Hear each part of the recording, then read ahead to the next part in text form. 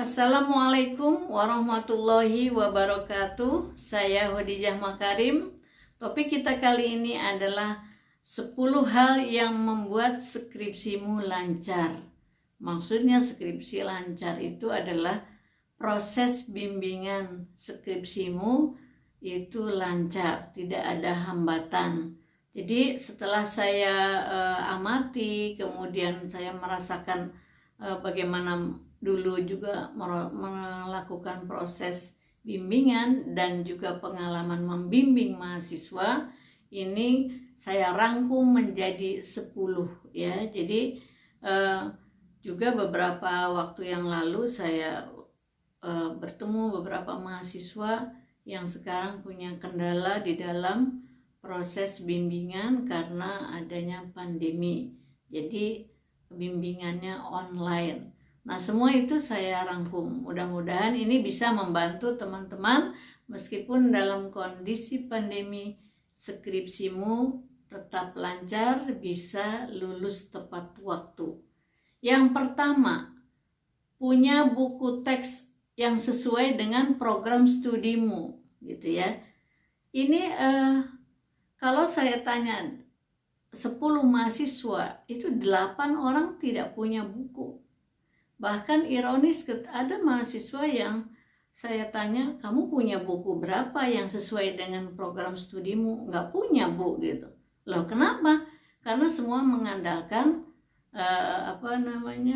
buku yang online gitu ya. Jadi perpustakaan online, baca jurnal, baca makalah orang lain, tulisan orang lain yang ada di internet misalnya, untuk menyelenggarakan suatu tugas-tugas, misalnya membuat tugas dan sebagainya. Kalau menurut saya itu keliru. Karena apa? Buku teks yang sesuai dengan program studi itu mutlak harus dimiliki. Biasanya dosen mengajar pada mata kuliah tertentu akan memberikan klasifikasi buku, ya, buku rujukan. Yang pertama ada buku wajib, ada buku pendukung. Nah, kalau kamu punya kesempatan memiliki buku wajib dan pendukungnya, apalagi nanti yang ketiga, cari buku sendiri yang sesuai, yang relevan dengan topik-topik yang dibahas di perkuliahan. Mestinya seperti itu gitu. Jadi kalau yang minimal kamu punya buku teks yang wajib, yang dosen memberikan petunjuknya, buku wajibnya apa ya, itu dimiliki gitu, dibaca ya. Nomor 1 yang paling penting adalah dibaca kalau nggak memiliki. Tapi kalau yang paling bagus adalah memiliki dan membacanya, supaya kalau satu saat kamu membutuhkan, buku itu ada di tanganmu gitu ya. Aneh kalau mahasiswa tidak punya buku teks yang sesuai dengan program studinya. Nah, bagi teman-teman yang saat ini tidak punya, apalagi sekarang yang sudah semester 7, semester 8, itu akan kesulitan di dalam melakukan proses penelitian karena kamu jarang membaca, otomatis bukunya aja nggak ada gitu kan. Nah, buat teman-teman mahasiswa yang berada di semester awal belum menulis skripsi, upayakan setiap mata kuliah perhatikan apa buku wajibnya dan itu miliki, kemudian kamu baca. Ya, jadi nomor 1, punya buku teks yang sesuai dengan program studimu. Itu minimal ya. Maksimalnya adalah punya buku teks yang lain-lain sebagai pendukung dari program studimu. Yang kedua, punya file-file tugas kuliah gitu. Sejak semester 1 sampai dengan semester sekarang gitu. Saya pernah tanya mahasiswa, kamu punya filenya? Enggak, Bu. Gitu.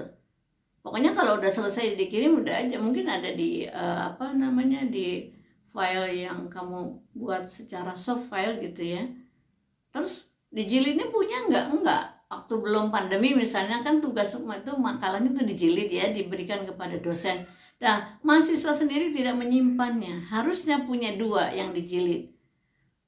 Atau mungkin ada mahasiswa, Bu, ini kan era digital, ya udahlah pokoknya disampaikan aja yang dijilidnya 1 ya, mungkin dengan hard copy atau soft copy. Tapi menurut saya itu harus punya. Kenapa?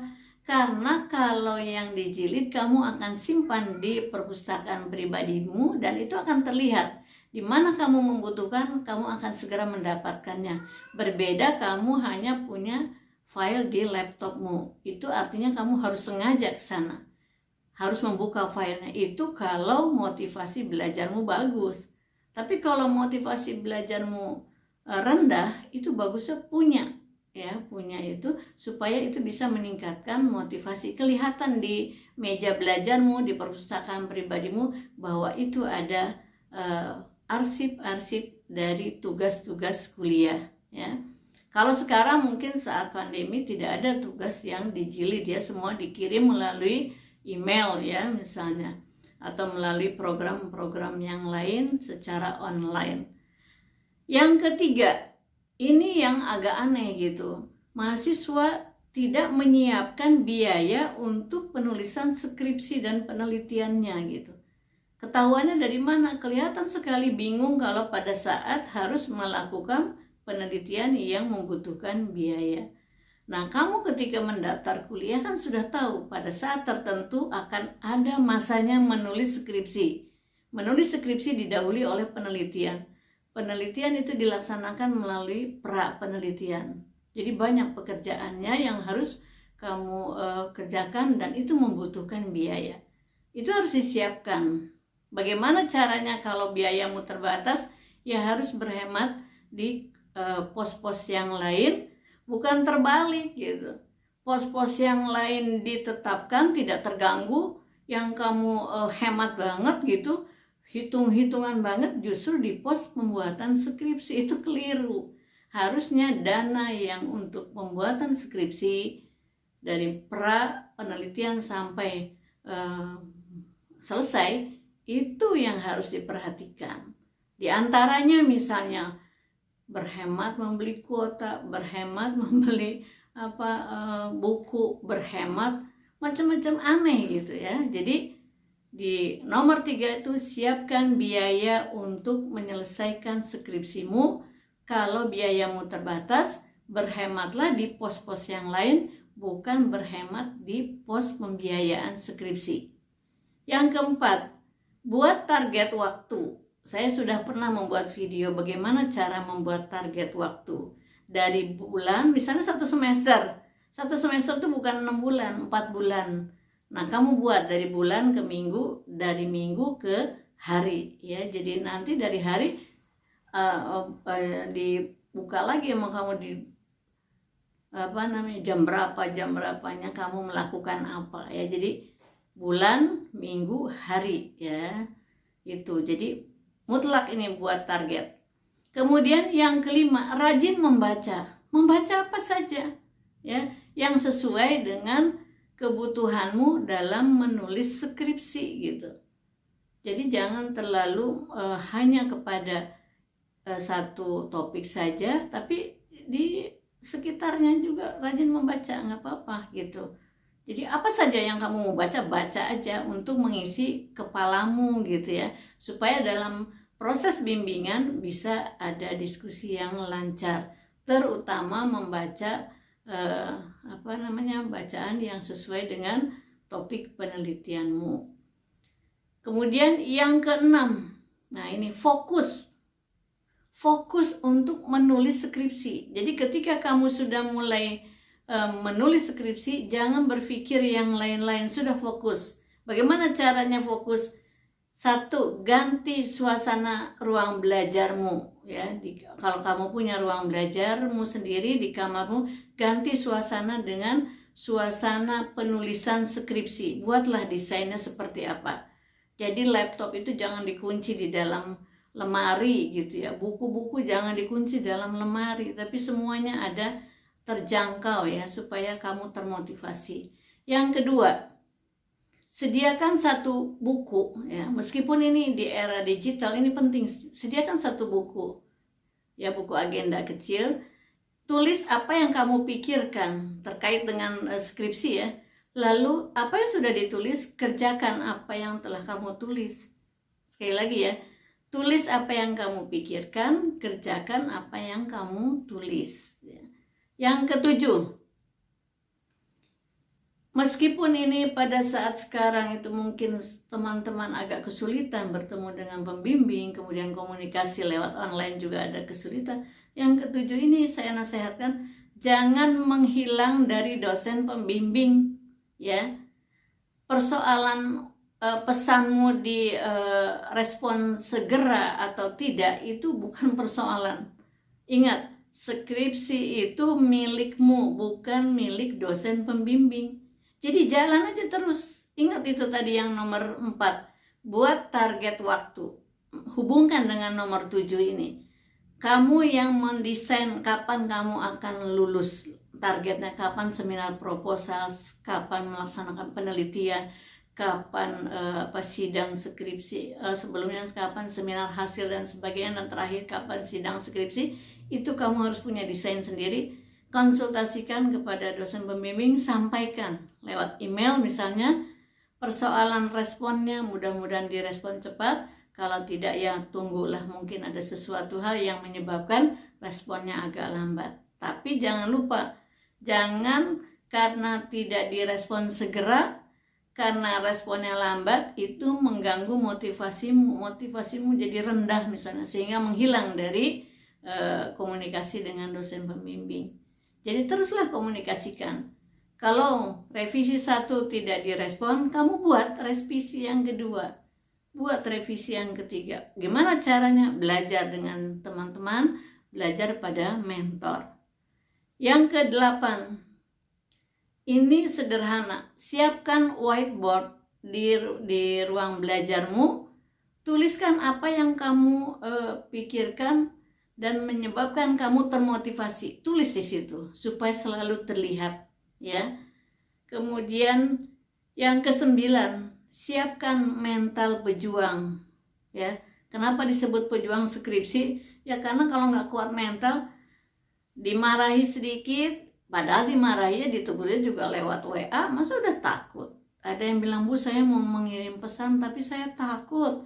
Padahal udah berkali-kali mau kirim, tapi saya takut. Lah, kirim pesan WA aja takut, gimana mengerjakan hal-hal yang lain gitu kan? Kenapa harus takut? Jadi, jangan takut direvisi, jangan takut ditolak pendapatnya, jangan takut ditolak hasil karyamu, tapi terus perbaiki.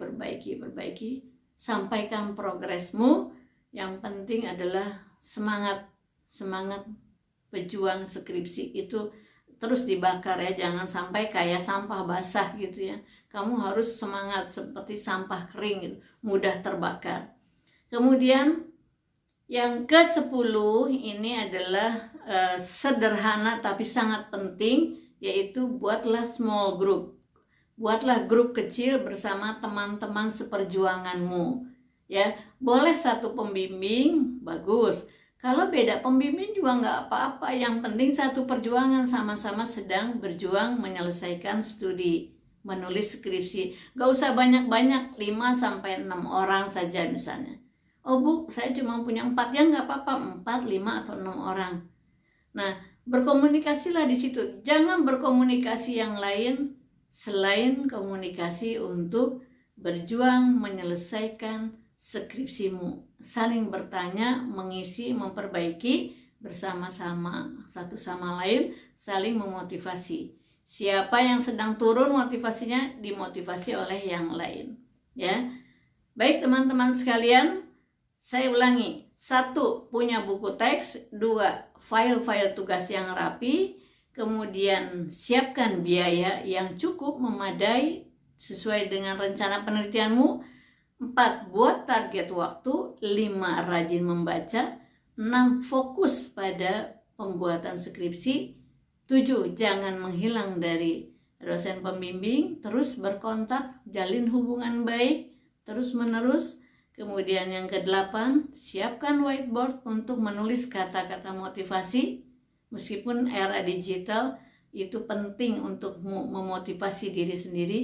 Yang ke-9, siapkan mental pejuang, jangan mudah tersinggung, jangan jadi orang penakut.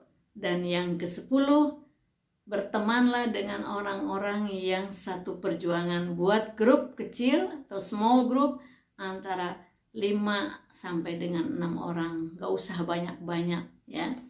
Baik, terima kasih, mudah-mudahan ini bisa membakar semangatmu untuk cepat lulus. Dan jangan lupa share ke teman-teman yang sedang menulis skripsi. Dukung terus channel ini dengan subscribe, like, dan komen. Mohon maaf bila ada kesalahan. Assalamualaikum warahmatullahi wabarakatuh.